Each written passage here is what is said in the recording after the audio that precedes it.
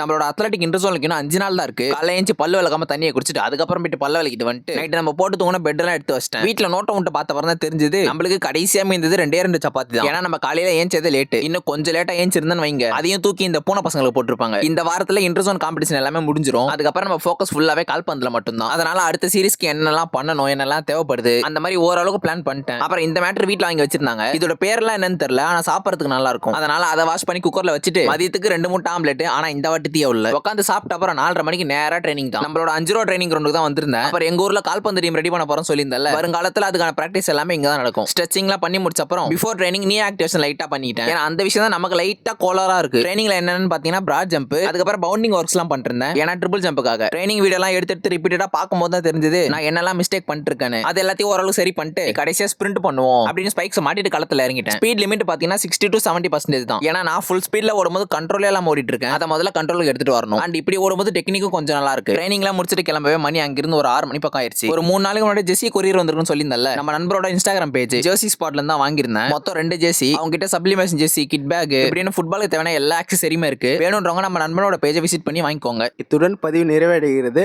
நாளைக்கு பார்ப்போம். தொடர்பில் இருக்கோம்.